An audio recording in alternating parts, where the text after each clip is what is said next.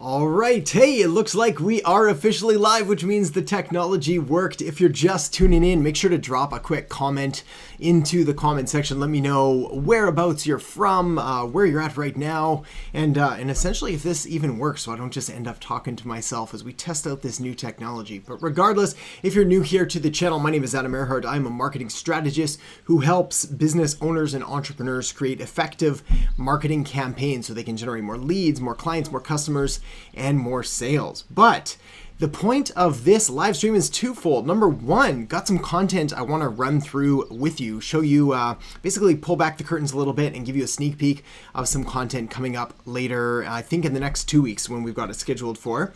And the second thing is really to answer some Q&A. If you got any marketing questions, if you want to kind of get a little bit of feedback, this is an opportunity to do so. So we've got Abdullahi. You're gonna have to help me on the pronunciation of that, but from Joburg, Johannesburg, South Africa. Fantastic. Welcome. I don't even know what time it would be there. It's got to be late though, right? Got to be crazy late. And Barathi, hi. Good to see you here. That's awesome to have you. Anybody else tuning in want to say hi? Now's the time, and otherwise I'm gonna go back and forth between some content. So I've got some new software I'm testing out for some live streaming, which means that I've got like camera here and screen there and notes here and microphones. So I'm gonna be looking all over the place, but just know that I'm here with you. So with all that said, let's dive right into some of the good stuff. And essentially what I've titled this live as is how to scale your business and the 3 strategies that you need to use. The reality is that when you are scaling a business, there's a number of different ways to do it, but there's 3 principles, 3 fundamentals that you want to have playing for you at all times. And that's what we're going to cover here. So Mihai, Romania, right on. Good to see you again. And Kath Raff, hi. And Jules, hey. Right on, everyone. Good that you're all coming in here. So what I'll do is I'm going to hit a point. We'll hit some notes. We'll have a chat. We'll hit another point, and we should do this for like 20, 25, 30 minutes at the most. We should be able to cover all we need to do. So for starters, the very first kind of strategy, the very first tool you need in your business is some kind of search-based platform. So what is a search-based platform? Think about a search engine like Google, like Yahoo, like Bing, like YouTube. Pause on YouTube. There's going to be a trend here that you might pick up on sooner than later.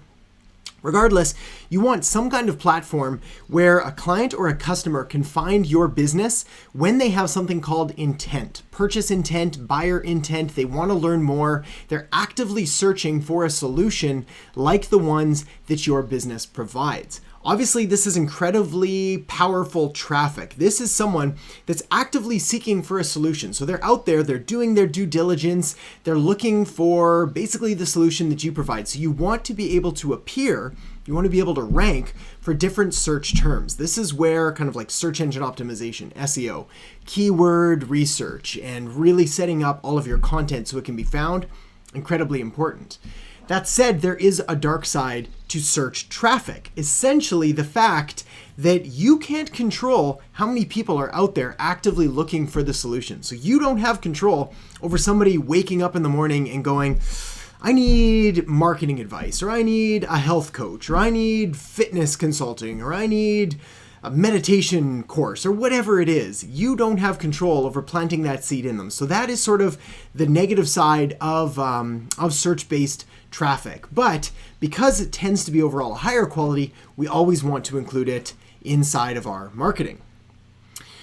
All right, the next kind of traffic, the next strategy that you need is discovery traffic. These are things like Facebook, like Instagram, like LinkedIn. Essentially, it's anything that enables you to go and put your message in front of your ideal market without them needing to take that initial step and try to find you.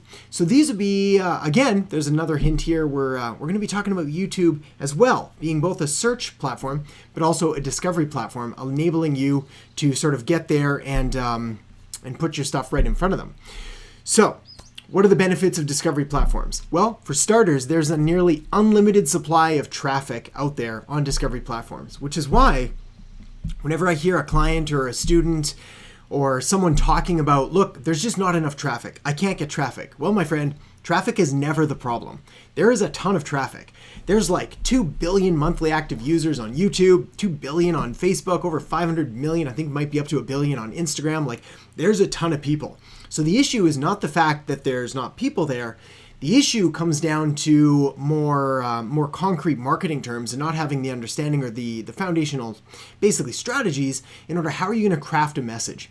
How are you going to identify your ideal target market? How are you going to come up with an irresistible offer that's compelling enough that you can put in front of them to get them to take action? So that's the real kicker when it comes to discovery traffic. So what are the pros of it? Again, unlimited amount of discovery traffic. You can hit into new markets that you wouldn't typically get to by simply targeting different segments. And you can expand and really grow and build your business almost to unlimited levels just by tapping into these markets rather than waiting for everyone to come to you. The cons. If you're running discovery type online advertising, talking about Facebook ads, talking about Instagram ads, this is a very fast way to lose a lot of money if you don't understand the basics, the principles of direct response marketing. Meaning, you've got to dial in that ideal customer avatar. You have to know exactly who it is that you're speaking to. You have to understand their miracles and their miseries. Talk a lot about that on the channel. What are their pains, their problems, their frustrations, their fears, all the things they're trying to move away from?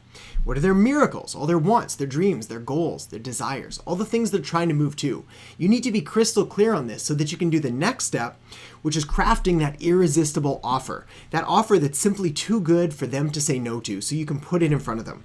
9 times out of 10, when I'm doing an audit on an online advertising campaign and it's not performing, it's failing, it's not because of the ad, it's not even really because of the targeting. It's easy enough to do targeting now. You just put in the people you want to target. 9 times out of 10, it's because of the offer. The offer is either resistible, it's just not good enough, or it's simply not been packaged or marketed in a way that gets people to take action. All right, let's talk about the third kind of traffic, the third kind of strategy you need if you want to scale your audience. So number 1 is search-based traffic. You need people that are actively searching for you, that can go out and find your business and that you can put your message in front of. Number 2, discovery. This is things like Facebook, Instagram, YouTube as well, because YouTube can help suggest your videos to other people in your market. Number 3, all about earned media, earned traffic, also known as owned traffic. These are things like an email list, things like an SMS list or a customer database or a client list, or even your YouTube subscribers to a slightly lesser extent. This is essentially traffic that you have earned by going out there and providing some value to the marketplace, and you've been rewarded with a name, with an email address, with a physical address, with a phone number, or something like that. Obviously, some massive pros that come along with this. The main one being, you control this. You own this asset. You own this database that you can market to again and again. So you're not going to be relying on the algorithms. You're not going to be relying so much on competition for the newsfeed or for space or to try to get your video ranked or anything like that. You own this asset. But of course, there are cons to this, specifically when we're talking about email. Now, I still love email marketing. I think it's a phenomenal tool, absolutely incredibly valuable tool. But there's no denying that email effectiveness has decreased and is continuing to decrease as basically our inboxes become more and more cluttered, competition for space rises, and we're noticing, and we've been watching for years now, email open rates continuing to decrease. Meaning we used to get open rates of 50% and 60%, and now 20% is considered really good. Meaning, if you're sending out 5 emails, only 1 person is opening and reading that email. So yes, owning and earning that asset, incredibly valuable, but it's only one piece of the puzzle. So my takeaway here, what's the thing I need you to focus on? If you want to scale your business, you need search traffic. You need people actively searching for you that you can get in front of. You need discovery traffic. These are people that you can go and put your message in front of, and you can scale at will, on demand, and reach billions and billions of people. The only factor here is how many of your people are actually out there that want to buy your stuff. The third one is earned or owned traffic. These are email lists, YouTube subscribers to a slightly lesser extent. If they're hitting the notification, yes. But anything that you control that you can go out and reach and have a conversation and engage your audience and figure out what they want. All of these are incredibly important if you want to scale and to grow your business. So with all that said, I'm happy to turn it over to you now, and let's take a look at some questions and we'll hammer through them. So Haroon says, tell me to increase my business by Instagram. Well, my friend, this is really marketing 101. We got to go right back to the principles. Number one, you've got to identify who your ideal target market on Instagram is. You've got to figure out what kind of content they like, what other influencers they follow, what kind of stuff are they interested in consuming. Then, probably unsurprisingly, you've got to make it for them. You've got to make sure that your content is as good as you think it is, and it's getting those clicks and getting that engagement. Also, how many times a day are you posting? Is it one post? Is it once a week? If you're not posting 1, 2, maybe even 3 times a day on the feed, 3, 4, 5 stories, I mean, really trying to like shock some value into that Instagram account, it's going to be tough to sort of get it moving and get it rolling. Other option, of course, you have is through Instagram ads. Still a really phenomenal tool, provided you're doing everything right and building it on a solid foundation. All right, any other questions? And otherwise, we will sign off on this one, and it appears that the technology works. So that was the goal of this one here. So all's well. All right, my friends, with all that said, if you have any other questions, any other ideas, drop them in the comments section below, and we will catch you.